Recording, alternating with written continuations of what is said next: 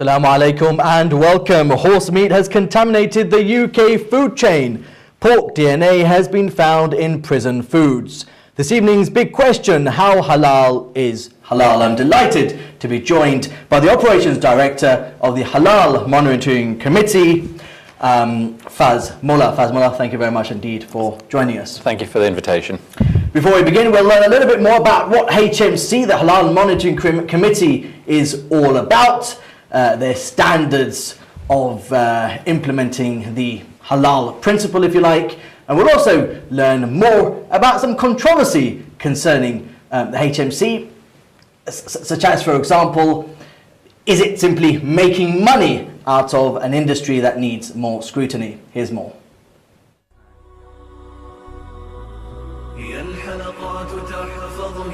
بآيات من القرآن هي الحلقات تملأني بحب المصطفى العدنان هي الحلقات تحفظني بآيات من القرآن هي الحلقات تملأني بحب المصطفى العدنان وأخلص نيتي دوما لرب واحد ديان بروح ملؤها طهر وقلب كله إيمان نيتي دوما لرب واحد ديان بروح ملؤها طهر وقلب كله إيمان وتعلو همتي دوما وتسبق خطوتي الأزمان فوقتي لا أضيعه بما يفضي إلى الخسران وكفي لا يفارقها أداء البر والإحسان ولا تدري شمالي عن يميني إنه الكتمان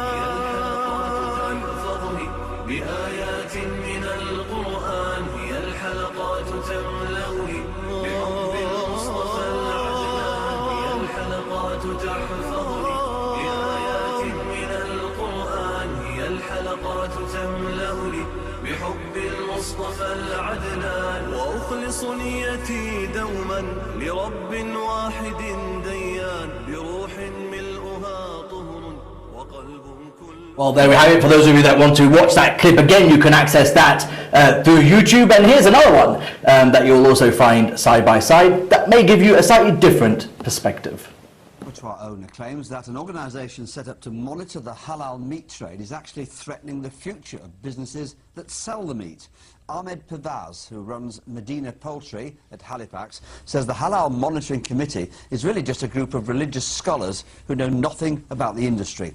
Here's Spencer Stokes. Halal meat in a Bradford butcher's. It's been killed and blessed according to Muslim law. Anything else is forbidden. And until recently, customers took shop owners at their word. If it said halal, it was halal. But now the Halal Monitoring Committee is calling on shops and slaughterhouses to pay a fee and display the HMC logo. These people have just set up by themselves, unannounced, uninvited, and really hammering the halal industry. Ahmed has been using halal methods for 20 years and is refusing to pay the HMC the £3,000 they're demanding from him. They're nothing but a scam, and the people believe them because they appear to be Islamically dressed, Islamically knowledgeable, but when it comes to halal, they have no authority. HMC is a voluntary certification body, and businesses and people who want to sign up can sign up. We are there for the Muslim community and the Muslim consumers who are very, very concerned about the halal label products that are being sold within the industry. For those who choose not to sign up with the HMC, the fear is customers will go elsewhere, butchers will close, and a halal retailing system based on trust will disappear. I am selling halal, why shall I pay them? I am selling halal because my shop is halal and I'm selling halal stuff all the time. Ever since Pakistani immigrants first arrived in Yorkshire, shop owners have proudly announced they sell halal meat. But the halal word alone may not reassure customers, growing increasingly aware of the Halal Monitoring Committee logo. Spencer Stokes, BBC Look North. And welcome back. Well, there we are, an interesting introduction, if you like, concerning the regulator of halal meat, one of the regulators rather of halal meat in the UK, the Halal Monitoring Committee. Fazmullah, why was the HMC founded in 2003? Been going for a while now, but what was the impetus behind introducing another monitoring body? Thank you very much. In terms of the halal industry in 2003, two things came together. One, the BBC ran a program called the Panorama, Chicken Run on Panorama, and it identified halal chicken being imported from Holland, which was injected way back then with pork DNA, so that water could be added to it and meat could weigh a little bit more and fetch a higher price on the high street. And that practice was highlighted back in 2003 and raised huge concern amongst the Muslim community who've been consuming that meat. At the same time, a gentleman by the name of Sheikh bin Khalifa, who was the founder of HMC, moved from France, and he had been working in the halal trade, and he had noticed significant issues in France and was surprised to learn, with a little bit of investigation in the UK and where he lived in Leicester, that the same practices of halal were going on in the UK. And his concern was to try and open up at least one shop where he knew the authenticity of the halal supply chain, and led to the installation of the first HMC shop in Leicester at the start of 2003. So halal is clearly very important to Muslims and consumers listening to this TV show today. And the problems in the industry range from the word halal, which most people trust, could most likely end up being eating products which are not halal at all. Sure. I mean, from the video we saw that, you know, the HMC does have a certification process and certain procedures in place, and we'll go into that in a moment. But we also saw a video that would suggest it's not all hunky-dory. You know, some people may see the word HMC, they may see trust, others may see an opportunity to make a lot of money out of an industry which some would argue is a little bit vulnerable when it comes to certification and such like, but of course a growing industry as well. What would be your response to that? HMC is a voluntary scheme. There's no force in terms of businesses, shops, restaurants, plants joining the system. Our main concern is consumer protection. Our main concern is to give consumers who are looking for halal a mechanism by which they can gain an increased level of assurance that the product that they're eating is genuinely halal. And the reason the HMC system is designed, or the way it was designed, was to look at some of the issues in the halal food supply chain and have relevant inspection points throughout that supply chain, so that the end consumer, when he gets the product, has some level of assurance and traceability, because there is no traceability in the halal supply chain. We have seen over the last 4, 5, 6 weeks some of the significant issues in the meat trade generally, let alone the halal yes. businesses, where burgers which are meant to be beef are in fact horse, and where meat which is meant to be halal is injected with pork. And this is a country where we have legislation and labeling which should ensure that these things should not happen. So where we are, we're at the point of increasing the lack of trust in the supply chain, and it highlights the need for Muslims to take control of its supply chain where halal is important, and that's where HMC comes in.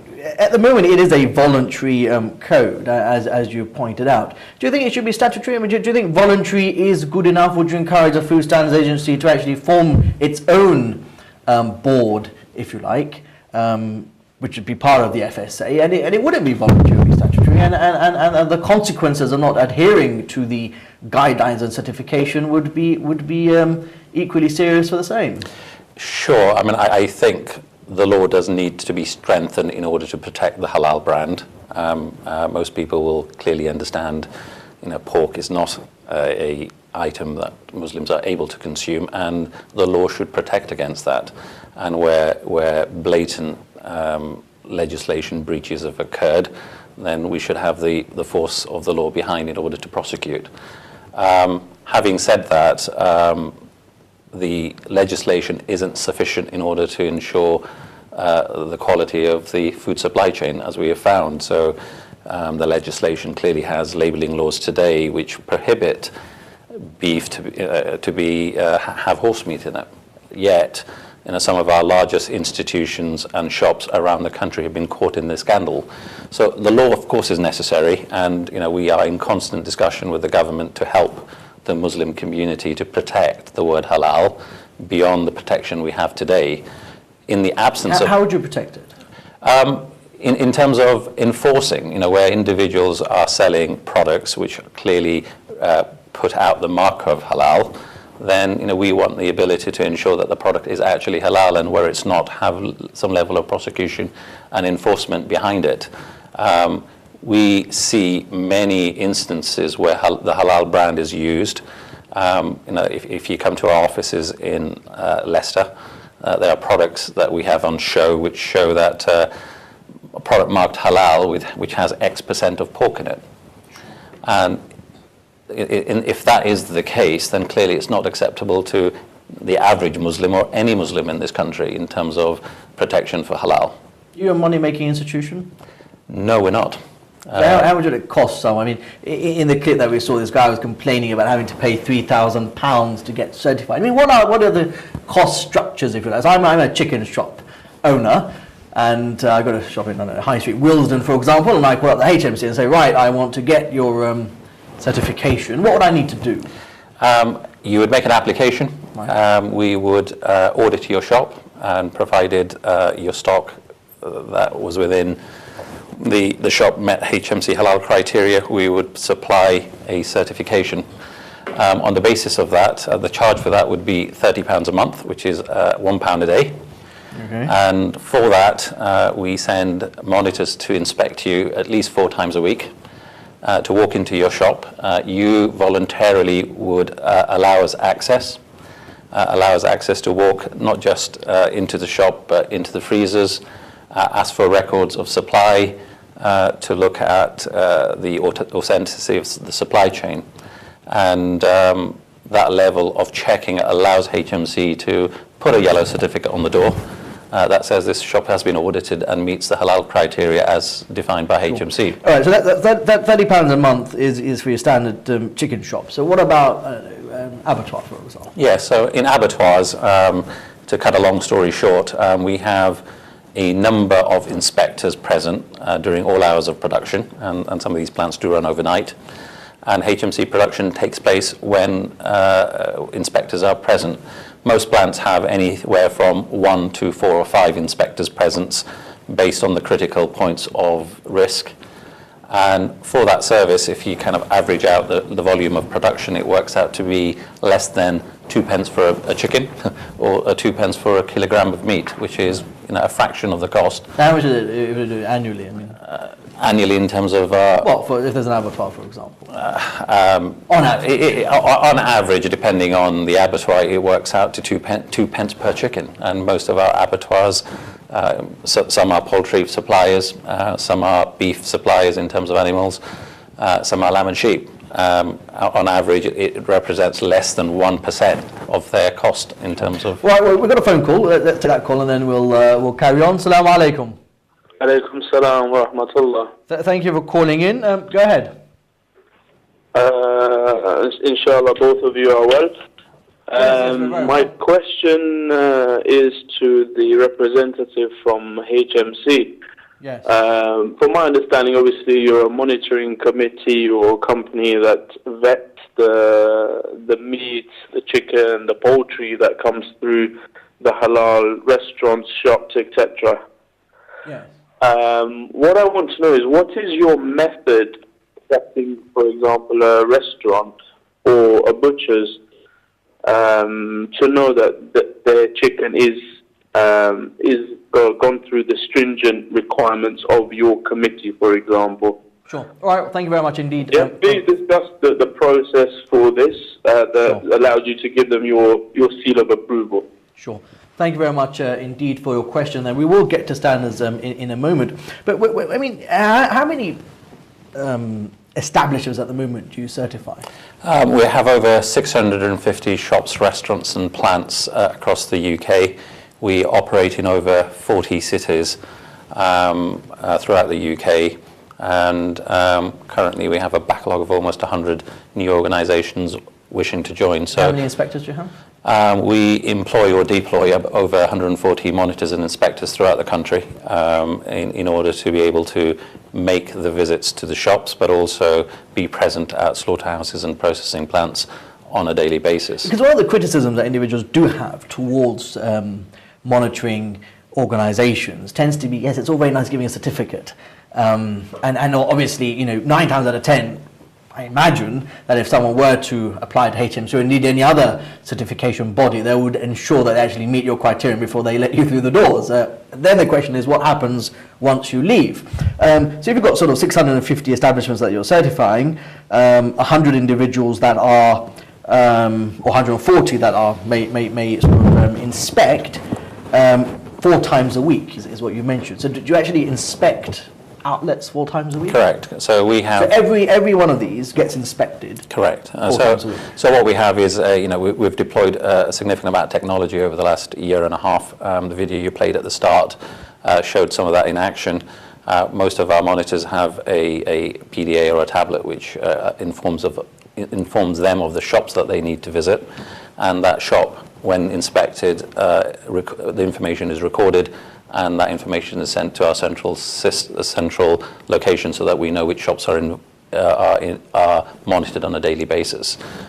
We take halal very seriously, and the commitments we make in terms of going out to monitor and inspect shops. You'd be, in answer to your first question, you'd be surprised how many organizations join us and have thought they were supplying halal products. And on our initial audit and inspection, we see products, and when we inform them of where they've actually come from and the halal standard that is followed for those particular products, then they are very surprised and embarrassed in many cases. Sure. So, and I think it's not that these shops go out to sell, in some cases, haram meat, but the supply chain is so complex, they take the word of the last person delivering to say, this product I'm selling you is halal. And it only takes one individual in a complex supply chain to introduce maliciously or for profiteering reasons non-halal products. And you know, the whole supply chain becomes halal because it gets passed on to the next person who thinks it is halal. So we restrict the supply chain. The shops that operate within HMC have to buy within the what I would call the HMC closed system. We have almost 80 plants of certifying different products, and we limit those shops and restaurants to only buy from a recognized HMC approved plant. And each one of those products carry a HMC logo, HMC unique reference number. And that system is closed to HMC, so our inspectors can look at the number and trace where that meat comes from. It's not meant to be for the public. The public have a very simple mechanism. Look at the yellow sticker, and if it's on the shop, you don't need to worry about it. All right, so let's get to the question the caller raised, which is the standards. So if you are, I go back to my chicken shop scenario, I'm the owner of a chicken shop, and I want to know, let's get to the nitty-gritty of this. So what are the standards that you guys, or that the HMC look for and encourage individuals to adopt when getting their certification? Our process is very simple from a shop perspective. If you are a shop and you want to join the HMC system, then all the supply chain, we give you a list of companies where you can purchase chicken products, beef products, lamb products, or processed meats. And as long as you buy from those stores, the halal issue is taken away from you, and we guarantee, or we ensure that supply chain is end-to-end trustworthy. So let's talk about supply chain. You've obviously got animal welfare issues that need to be looked into. You've got hygiene issues, safety of food, halal integrity, contamination, cross-contamination, and such like. Talk us through some of these processes. So animal welfare, for example, what criteria does the HMC have? HMC will only operate in EU-regulated slaughterhouses where vets are present, and all animal welfare legislation laws are adhered to. So we will not work in any location where health and safety laws are being enforced by veterinarian professionals on site. So each meat that HMC produces is part of that process. Do you think the EU law is enough, though? I mean, for example, if you've got, I went to buy eggs the other day, and I thought this was quite an interesting experience, I must say, because normally the wife does the shopping, but in this case, I decided to go and buy it. And then there was free range, and there was all these different options available to me, and I was trying to think, right, what's the most ethical purchase, which is obviously the most expensive purchase. But, for example, if you've got caged hens, for the sake of argument, that are laying eggs and that will end up on the supermarket shelves. That may be very compliant with EU laws, but it's not very kind to the chickens, is it? Yeah, so what would HMC's position be on such a scenario? Yes, HMC is only working in environments that meet legislation, first of all. So right. I'm not our supply chain of meat comes from UK farms. We are keen to ensure that key safety legislation, health, welfare attributes in the halal supply chain are followed. We have our own inspectors on site, so it's not just the veterinarian surgeons that are present who are observing for health and hygiene. We're observing for halal on top. So it's a combination of inspection that is required by law with veterinarian surgeons on site, alongside halal trained inspectors who are looking for, is Bismillah prayed on the animal? Is the right number of veins cut? Is the product is the slaughterman Muslim? Is he reciting the tasmiyah? So what we're ensuring is the aspect that makes the meat halal as opposed to normal meat, which is of no concern to the veterinarian surgeon. He's putting a stamp to either condemn the meat not fit for human consumption, or accepting it as accepting it as food for okay for human consumption. Sure. We're putting a second stamp on there to say it has also followed the halal criteria. Right. Well, I want to get back to you on that. So I think there's an interesting, some interesting points you raise there. Maybe we'll just define halal to sort of bring a frame of reference to the discussion. However, I know that the phones are ringing away, so we may as well let some of our callers in. Assalamu alaikum. Wa alaikum salam. Thank you for calling in. I'll ask you to be very brief with your question, purely because we've got a lot of calls coming through. So go ahead. Okay, my name is Salim. I'm calling from currently in Saudi Arabia. Sure. Well, my question is, how is HMC different to any other organization? Okay, so how is it different to any other organisation? Okay, very good question. Thank you very much. We'll also just take the next caller as well, if we can. We'll just wait a moment, and then we'll try and address both those issues at the same time. All right, next caller. Assalamu alaikum. Hello, wa alaikum salam. Yeah, go ahead. My name is Nasir, and I want to know, how much stunned chicken is in the shops, and is it halal? Stunned chicken. Okay, thank you very much indeed for your call. So we'll do both those issues later on in the show, both the how is HMC any different to other organisations, and the issue of stunning, which we will also cover. But just getting back to, I was intrigued by your response there. You said that you follow EU law and all the rest of it, but that didn't really answer the question, which was, if you've got caged hens, for example, which many would argue is unethical, and therefore, surely the halal, and you can maybe my understanding of halal is very different to yours, but the argument is that if an animal is potentially being oppressed in a caged environment, as many hens unfortunately are, then that would not really constitute halal. I mean, what's your view? What's HMC's view on that? Clearly, we live in a world of mass production, and there are aspects of that production which has ethical issues. So, how are hens raised? Are they free range? Are they able to have food, water, and light, etc.? Yes. And some of those requirements are to do with ethical things, and some of them to do with whether it constitutes halal or not. So having a free range animal is preferable.